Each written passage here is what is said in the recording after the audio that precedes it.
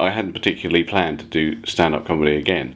I had done bits and pieces in a couple of years ago, and it'd been fun. I'd done a couple of benefits, a couple of gigs, club gigs, and then a small gig at the Indigo at the O2. But I hadn't really thought, right, well, I'm going to do it again properly. I just keeping my hand in to see if I could do it.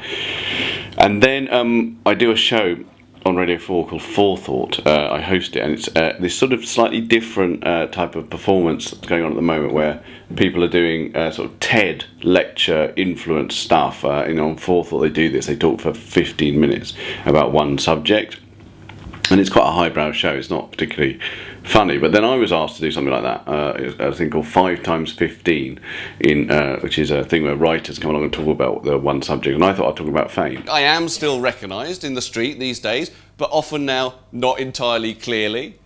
Like, I was going on the tube the other day, and this woman was getting off, and I heard her say, "Oh look, there's that bloke out of Skinner and Garibaldi."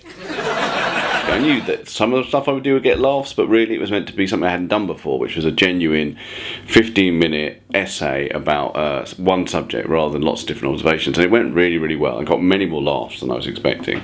So then I thought, oh God, maybe this is a way of coming back to doing stand-up that doesn't feel like just what I was doing 10 years ago. And so then I built it up into a whole show, and here we are. To start at the very, very obvious, when you get to a certain level of fame, people start saying horrible things about you in public, whoever you are. Julie Burchill, the journalist, she used to slag me off every chance she got, and after a while I had to avoid her Guardian column that she had. And by the way, if anyone tells you that these things don't hurt, they are lying, by the way. And I saw one of her columns once, just by accident. It was about America, how much she hates America, and I thought, oh, I can read this one, that'll be all right, I won't be in that.